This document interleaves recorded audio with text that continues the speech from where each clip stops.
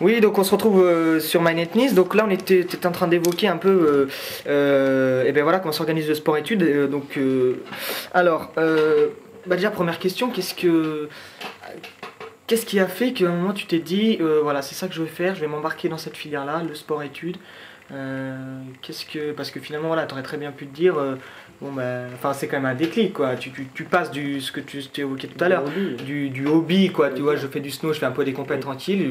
Voilà, à un moment donné, je me dis, j'y vais, quoi, vraiment, quoi. Je m'investis à 100%. Bah en fait, ouais, c'est-à-dire que, voilà, vraiment, c'est donc, t'es dans une phase vraiment où le snowboard. Tu fais ça parce que t'aimes bien, quoi, c'est ta passion, tout ça, et t'arrives après le championnat de France où il y a la Fédé qui te contacte et qui te dit que tu rentres dans les critères pour passer en ski études, tout ça. Et là, et bon, c'est des choses déjà, quand tu es plus petit en snowboard, t'as toujours tes idoles, tu vois, les personnes qui sont accessibles, qui sont plus grandes et tu vois qu'ils font ça, donc c'est un peu ton rêve.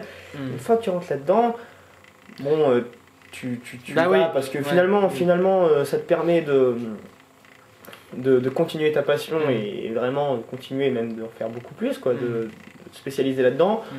Et puis c'est une énorme source de motivation de se dire que voilà, je suis dans les bien sûr, je suis dans les meilleurs et j'ai la possibilité de faire mon bout de chemin dans ça, quoi. C'est ça, tu dis pour l'instant je suis dans le même chemin que les plus grands qu'on peut voir sur les coupes du monde, tout ça. Il y a eu une réflexion un peu avec tes parents ou quelque chose, parce que c'est quand même un investissement qui est pas pareil. C'est vrai que le sport-études c'est un monde un peu fermé dans lequel le sport va prendre une grande place. Ah, c'est clair. Après, oui, c'est sûr, bon, on en a parlé avec mes parents, tout ça, mais bon, arriver donc encore au lycée, ça reste quelque chose qui est, bon, je dirais pas facile, parce que c'est vrai qu'après, ils demandent, comme par exemple l'hiver, c'est-à-dire on passe des semaines où on pense qu'au snowboard, on fait ça tous les jours. Et puis du jour au lendemain, il faut qu'on arrive sur une semaine de cours et là qu'on pense plus qu'à cours. Donc ça demande un investissement et une volonté, mais après, je veux dire, généralement ceux qui vont là-bas, c'est des gens qui sont motivés. Donc c'est rare que ça se passe mal. Surtout que souvent les cours sont liés un peu avec le sport. Oui, alors voilà, justement, voilà. Donc au moment de rentrer au lycée, donc en seconde, tu vas en sport-études donc à Villard-de-Lans, c'est ça?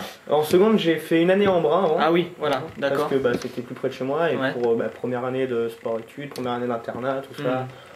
Donc, et après, pour la première, tu es allé à Villard-de-Lans. Je suis parti à Villard-de-Lans. Alors, il faut expliquer un peu, le truc c'est que donc pour ta première et terminale, au lieu de le faire en 2 ans, enfin comme le cursus normal, je le fais en 3 ans. Parce que finalement, vu que j'ai pratiquement pas cours l'hiver, je peux faire que 2 trimestres par an. C'est ça, en fait, il y a 2 trimestres par an, puisque le trimestre de l'hiver en fait est réservé. Donc comment ça se passe? Pendant le trimestre d'hiver, tu es rattaché à ton club ou comme tu pars dans ton club, dans la station où tu de gros stages finalement. En fait, finalement, voilà, l'hiver, on repart dans notre club parce que bon, voilà, c'est généralement c'est les clubs qui nous prennent aux entraînements tous les jours. Et après, c'est la Fédé qui nous emmène. Bon, après ça, c'est quand on attaque les compétitions internationales. Sinon, c'est le club qui nous suit sur toutes les courses. Mais dès qu'on arrive en Coupe d'Europe et même certaines Coupes de France, on part avec la fédération. Et donc ils nous prennent, on arrive sur place, comme là, ils sont en Autriche en ce moment et ils partent. Voilà, la compétition elle est le samedi, ils partent le jeudi, ils ont le vendredi training sur le border cross, après samedi dimanche de compétition, et on est suivi par la fédé, puis après on rentre et on retourne entraînement avec le club. D'accord. Ça c'est ces compètes là, est-ce que donc c'est des compètes, c'est des coupes du monde senior quoi, et est-ce que c'est toi tu es encore junior en fait, tu as encore un an de junior, est-ce que les compètes sont en parallèle comme ça, au même moment, dans la même station entre junior et senior ou... Alors oui, en fait ce qu'il y a, c'est que sur les compétitions, à partir de cadet justement, il y a toutes les catégories courts en fait. Et comme je disais tout à l'heure pour le border cross, les qualifications, les 32 premiers, c'est pas par catégorie, c'est en scratch, le scratch, c'est toutes catégories confondues. Donc c'est à dire que quand tu arrives par exemple les premières années de cadet ou quoi, il faut faire sa place et généralement tu te fais des déplacements en Autriche ou quoi pour pas te qualifier, mais bon tu t'engranges de l'expérience, ça se fait comme ça, tout le monde est passé par là. Et donc donc on arrive et c'est toutes catégories confondues. Mais ça c'est voilà, et au niveau Coupe d'Europe. Et après généralement les meilleurs ils partent sur le circuit Coupe du Monde qui est un circuit en parallèle. Et donc là mais c'est par exemple 5, 6 meilleurs français. Un peu comme en surf, ça se fait un peu comme le surf aux États-Unis par exemple, où les 10 meilleurs surfeurs mondiaux se retrouvent dans une espèce de cercle et ils vont faire des compétitions. Oui, ça peut peut-être un peu plus ouvert. C'est plus ouvert parce que là, on va dire, c'est à peu près 6 par pays, quoi. D'accord. Et donc, mais par contre, là, c'est un circuit parallèle où ils ont des border cross qui sont encore plus impressionnants, quoi. Donc des sauts plus grands, donc des plus longs, tout ça, qui en parallèle, qui se fait partout dans le monde, quoi. Et puis pour le reste, on va dire donc ça c'est vraiment l'équipe de France, c'est l'équipe de France qui va là-bas. Puis pour tout le reste, tout ce qui est équipe de France junior, Pôle Espoir, même l'équipe de France B, des fois qui n'ont pas vraiment les résultats pour aller là-bas. On se retrouve tous sur le circuit Coupe d'Europe. D'accord.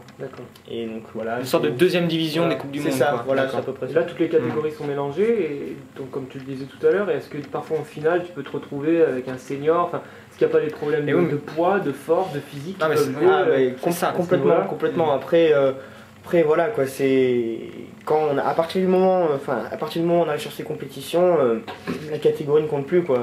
Parce que même quand j'étais en cadet avant, l'objectif c'est pas de faire premier de sa catégorie parce que ça sert à rien, quoi. On vise sur un plan international, ce qu'on veut c'est vraiment accéder au niveau.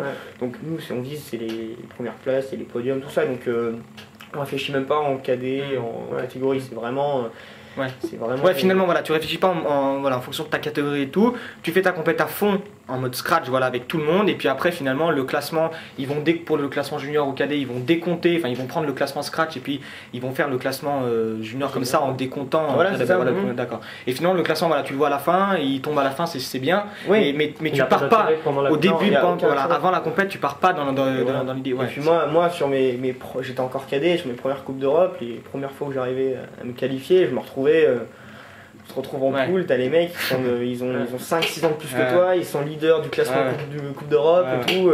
Ça. Et puis même sur des Coupes d'Europe en début de saison, où le circuit Coupe du Monde n'a pas commencé, il y a les 40 meilleurs riders du monde qui viennent sur les compétitions, donc on se retrouve encore plus dur. Et là, tu cours avec moi, j'ai couru avec des personnes qui sont actuellement leaders de la Coupe du Monde, un truc comme ça. C'est un système génial pour progresser. Pour progresser, c'est côtoyer aussi les grands, pas dans tous les sports. Il y en a, ils voient l'aspect, voilà, on peut rien faire et tout.